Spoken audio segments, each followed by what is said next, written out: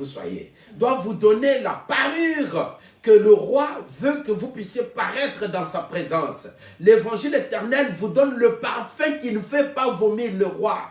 Il y a d'autres personnes qui entrent chez le roi avec un parfum qui fait vomir le roi. Il y en a d'autres qui entrent chez le roi va commencer à tousser jusqu'à ce que les gardes vont venir vous faire sortir de chez le roi. Parce que vous vous êtes vous-même improvisé à prendre du matériel de beauté que le roi n'a pas agréé. Or, pour que vous soyez admis dans la présence du roi, il faut écouter l'eunuque du roi chargé pour s'occuper des femmes du roi. Et c'est lui qui connaît le matériel qu'il doit vous donner afin que vous soyez perfectionnés au goût du roi. Yes. Amen. Vous avez besoin du salut? Oui, très bien. Mais il faut savoir qu'est-ce qu'il faut faire pour avoir le salut. Et vous ne pouvez pas, je l'ai dit, je sais, vous m'écoutez de loin, vous m'écoutez des contraintes lointains, vous m'écoutez dans des pays où il y a beaucoup de difficultés d'avoir la connexion, et vous m'écoutez dans des coins de la terre où vous n'aurez jamais contact physique avec moi. Je le sais. Mais écoutez, vous n'allez pas être sauvé comme ça seulement à la télé, sur les réseaux sociaux. Vous vous limitez là-bas, vous dites, bon, j'ai écouté et j'ai écrit, ça suffit. Non. Il faut chercher les hommes qualifiés qui doivent vous guider parce que vous êtes un enfant qui venait de naître. Et quand vous êtes né, vous devez désirer le lait maternel et pur. Vous ne pouvez pas croire et rester là où vous êtes. Il faut croire et faire le mouvement parce qu'Abraham crut et il fait le mouvement du départ. Et c'est ce mouvement-là dont nous avons besoin. Donc, l'évangile éternel est prêché pendant ces moments.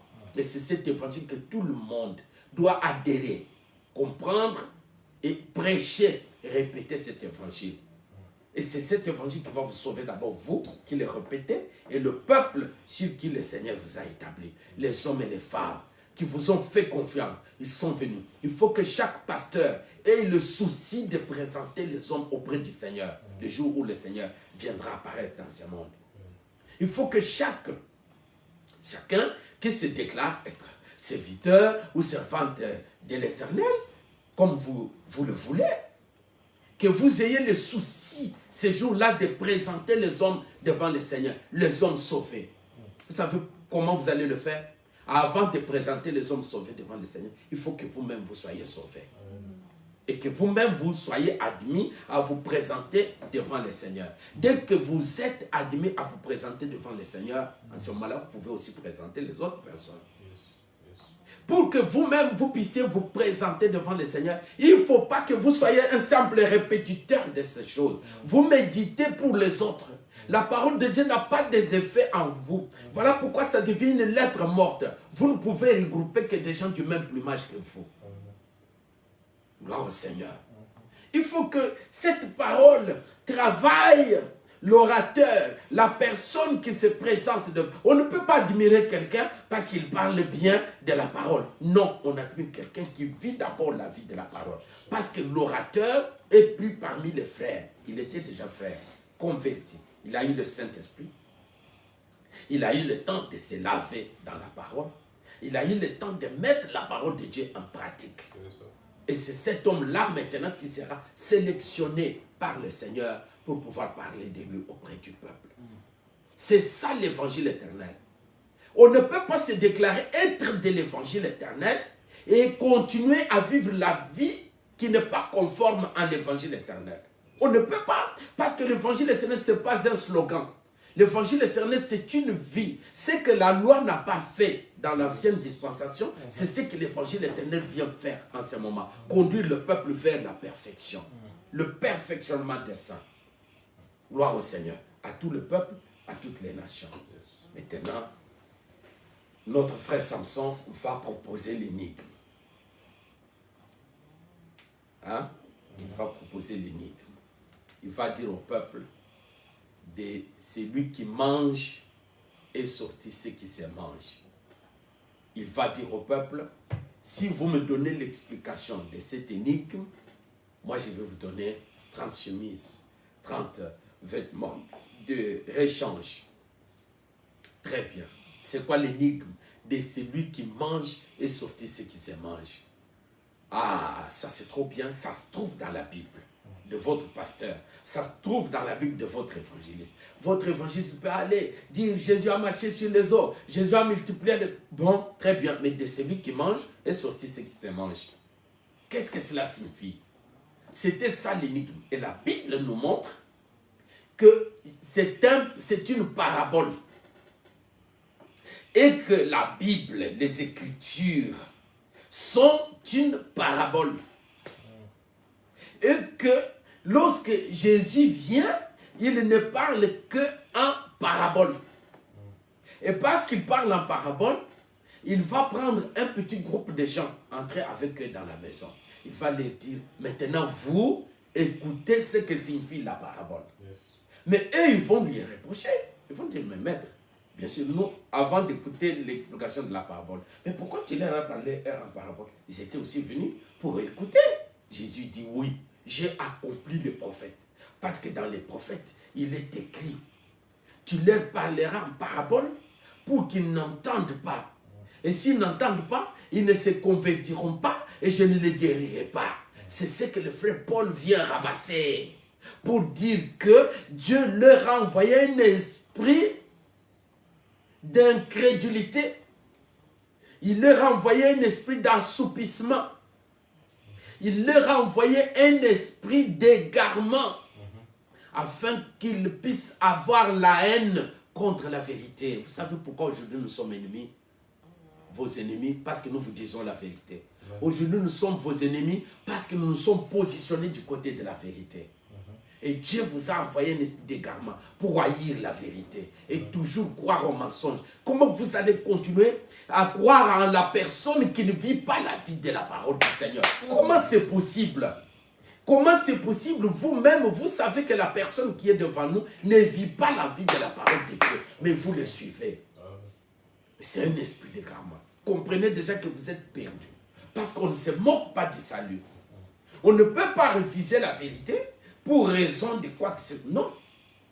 Quand c'est la vérité, vous adhérez à la vérité. Si ce n'est pas la vérité, n'adhérez pas.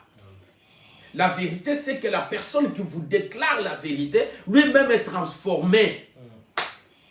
Sinon, un fou va venir prendre la Bible et vous expliquer. Vous allez dire oui, non. Parce qu'il faut que la personne vive d'abord la vie de la vérité. C'est pourquoi Jésus-Christ vient, il le déclare. Jésus vient, il dit ceci. Que les injustes n'entreront point dans le royaume des cieux. Et Jésus définit les injustes. Il dit, les injustes sont ceux qui vivent l'hypocrisie. Les hypocrites sont ceux qui ne voient que le mal chez les autres. Jésus dit, comment tu peux dire à ton prochain, laisse-moi ôter la paille qui est dans ton œil, alors que toi, dans ton œil, tu as une poutre. Alors Jésus nous donne la bonne procédure pour sauver les autres. Ça, je peux rester ici longtemps.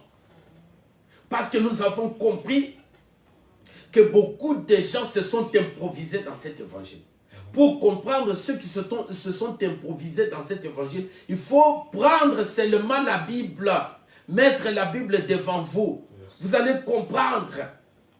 Jésus dit, pharisien aveugle, nettoie premièrement l'intérieur de la coupe et du plat, afin que l'extérieur soit aussi devienne net. Vous voyez? Parce qu'il a vu que les gens ont commencé par l'extérieur.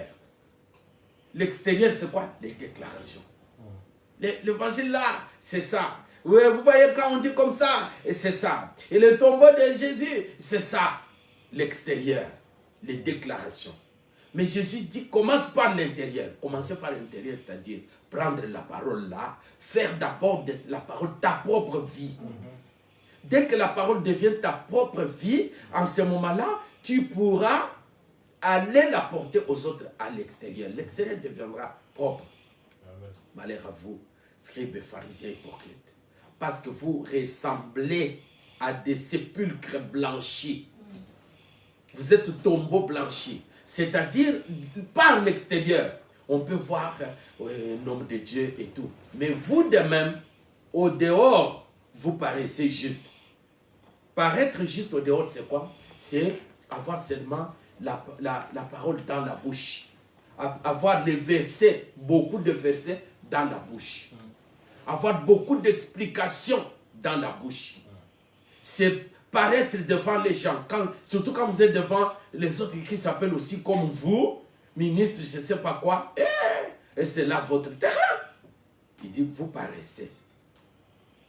Et qui paraissaient beaux au dehors, et qui au-dedans sont pleins d'ossements, des morts et toute espèce d'impureté. La haine vous hante dans votre cœur. Vous avez un mauvais cœur comme pas possible. Comment vous pouvez organiser un piège avec l'évangile éternel? Comment vous pouvez organiser une ruse avec l'évangile éternel? Comment vous pouvez organiser, monter un mensonge de toutes pièces, comme ça se fait dans la politique? Mais bien aimé, ta place c'est dans la politique. Hein? Moi je pense que si tu y étais dans la politique, tu allais être bien. Parce que là-bas, il y a même beaucoup d'argent. Mais comment tu peux amener la politique dans l'œuvre du Seigneur? Amener les pièges, les cabanes dans l'œuvre du Seigneur. Or que l'évangile éternel nous amène dans la vie de la pratique de la parole du Seigneur. La Bible dit, hypocrite, ôte premièrement la poutre de ton œil. Et alors, tu verras comment ôter la paille qui est dans l'œil de ton prochain. C'est-à-dire, si tu ôtes la poutre de ton œil, tu verras que ton frère n'a pas de problème. Mais comme toi, tu ne veux pas ôter la poutre, c'est pourquoi tu ne vois pas bien. C'est que toi, tu appelles la paille dans l'œil de ton frère. Il n'y a rien. Il n'y a rien chez ton frère. Le problème n'est pas chez ton frère. Le problème, c'est toi.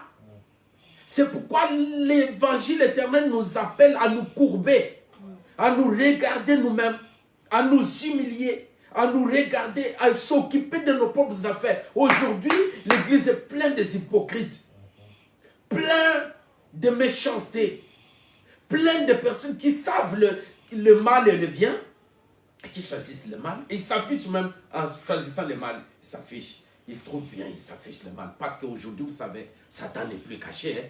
Ce qu'on appelait les églises de Satan, ce n'est plus caché. Les gens qui étaient à l'époque, des gens qui se cachaient, aujourd'hui, ça ne se cache plus. La magie est vendue en place publique. Le fétiche est vendu en place publique aussi. Les mauvaises personnes s'affichent aussi en place publique. Ils sont là, tout un groupe, ils peuvent se rassembler, rigoler un peu, mais plein d'exaucement à l'intérieur d'eux. Voilà pourquoi plusieurs fuient la lumière. Vous fuyez de bonnes personnes. Vous ne pouvez pas fréquenter de bonnes personnes. Pourquoi? Parce que si vous fréquentez de bonnes personnes, vous serez découverts. Vos œuvres sont mauvaises. Et pour que vous puissiez être bien, il faut aller dans les ténèbres pour continuer à vivre la vie du péché. Que la paix et la grâce vous soient accordées.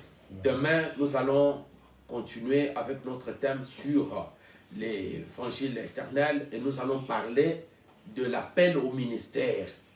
Nous allons parler de ça. Nous allons parler de la naissance dans le ministère. Comment on peut être né dans le ministère. Nous allons parler de ces choses. Ça peut vous faire mal, mais nous allons dire des vérités telles qu'elles sont. Et la doctrine du Seigneur Jésus-Christ, nous vous autorisons à vérifier toute personne autour de vous. Vérifie. Même ton frère qui vient comme ça, moi j'ai été frère, vérifie-le. Comment il a cru, c'était comment, il est né comment, c'était qui, il a côtoyé qui. Et c'est là que tu verras qu'il a côtoyé de mauvaises personnes qui l'ont infecté. Et il peut aussi venir t'infecter. Il faut vérifier. Moi j'étais frère de tel ensemble, vérifie-le. Comment il a cru, comment il marche dans le Seigneur. Ça, tout le monde doit avoir cela désormais. Afin que nous puissions faire du chemin vers l'attente du Seigneur Jésus-Christ. Alors seulement que demain nous allons émettre depuis notre église, de notre salle à Saint-Denis, au numéro 17, boulevard de la Libération. Nous serons là à partir de 18h. Nous sommes en train de régler des choses, lumière, ainsi de suite, matériel, pour que tout soit en place, afin que les dimanches nous puissions émettre. Sachez que le samedi, nous ne serons pas en direct. Notre direct finira que demain. Et après le samedi, nous serons là pour nous préparer afin de vous accueillir au 17 boulevard de Libération, derrière la gare de Saint-Denis, le dimanche 7 juin 2020. Que la paix et la grâce du Seigneur vous soient accordées au nom de Jésus-Christ. Amen. Amen.